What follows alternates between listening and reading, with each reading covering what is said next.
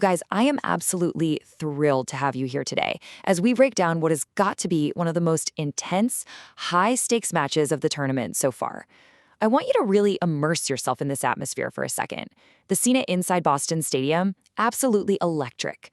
We're talking 64,146 passionate fans packed into the stands. The roar of the crowd is literally deafening, and anticipation is just at an all-time high for this massive Group C clash between Scotland and Morocco. But as we're about to see, the script for this highly anticipated matchup was completely flipped upside down. Honestly, the game was effectively decided almost as soon as the referee blew the starting whistle. Okay, let's dive into this. Just 71 seconds into the match.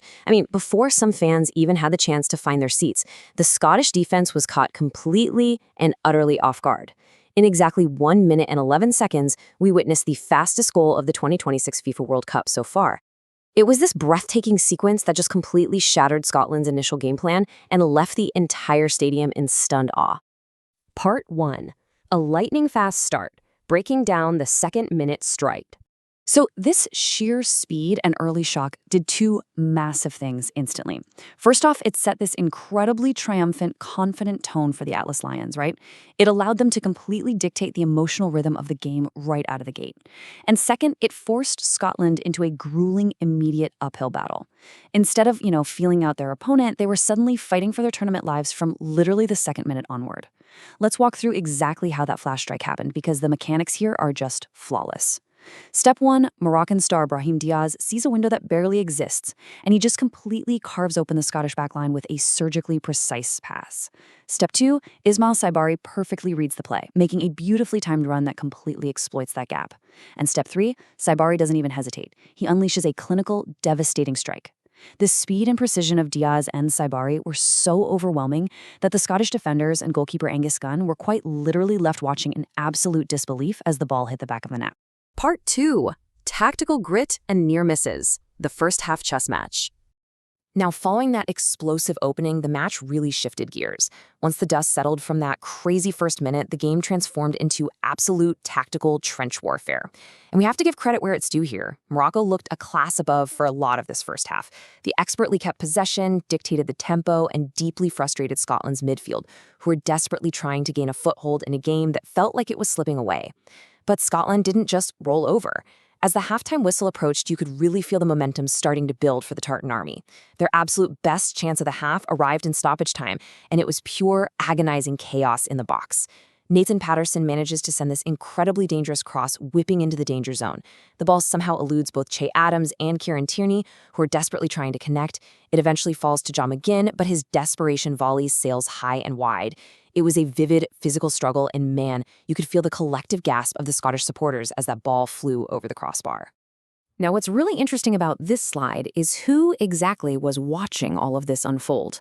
Legendary manager Pep Guardiola was actually observing this entire spectacle from the VIP stands. It's fascinating to think about, right? The sheer tactical intensity, the friction, and the defensive structures out there on the pitch were complex enough to captivate one of the absolute greatest minds in the history of the sport. I think that really validates just how high-level this tactical battle had become. Moving into the second half, the game built into an absolute stalemate. Scotland launched a desperate, urgent press for an equalizer. They injected fresh legs into the game, bringing on young talent like Gannon-Doak to try and force a breakthrough. But Morocco, they dug in for a deeply physical, defensive battle. And when Gannon-Doak nearly found that crucial breakthrough, he collided with Moroccan goalkeeper Yassine Bounou, who literally put his body on the line and came up with a massive, massive save to protect his clean sheet. It was quite literally an unstoppable force meeting an immovable object. Part 3. Rising tempers and controversy. The boiling point. So when an unstoppable force meets an immovable object for 80-plus minutes, things are going to get heated. As the physical pressure on the pitch continued to mount, it inevitably transformed into sheer mental frustration. We saw fiery tempers erupting, not just among the players fighting for every inch of grass, but radiating over onto the sidelines too. Here's exactly how this chaotic final stretch unfolded.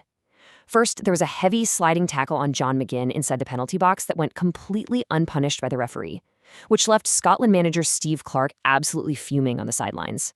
Then, just minutes later, Scott McTominay drops to the grass in total disbelief after another intense penalty shot is waved away. The frustration officially boils over, leading to Scotland captain Andrew Robertson being booked with a yellow card. The Tartan army threw absolutely everything forward in those dying minutes. They even hit the side netting late, but that equalizer simply never came. Part 4. The Group C Stakes. The Mathematical Reality. All right, when the final whistle finally blew, cementing Morocco's 1-0 victory, the immediate emotional battle ended, and the cold, hard mathematical reality began. Because emotions fade, but the points on the board are permanent, and this result has completely shaken up the brackets for this tournament.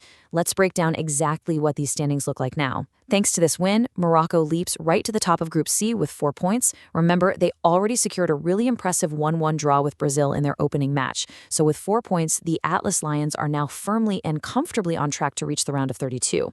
On the flip side, for Scotland, this is a highly sobering result. Their qualification hopes are now left precariously hanging in the balance, and it's going to require an absolutely massive result in their next match just to keep their tournament dreams alive. And that brings us right to the monumental final group showdowns. Everything, and I mean everything, will be decided simultaneously on Wednesday, June 24th. Group C remains entirely wide open. Up in Atlanta, Morocco is going to face off against Haiti, looking to cement their dominance. Meanwhile, down in Miami, Scotland will face an absolute titan in Brazil, fighting tooth and nail for their World Cup survival. Which leaves us with one massive, lingering question as we wrap. Can Scotland pull off an absolute miracle against Brazil in Miami, or will their hard-fought World Cup dream end right here in the group stages? The stage is beautifully set for June 24th, and it is going to be absolutely unmissable. Thank you guys so much for joining me today to break down this incredible match. Keep these stakes in mind as we head into match day 3, and we'll see ya next time.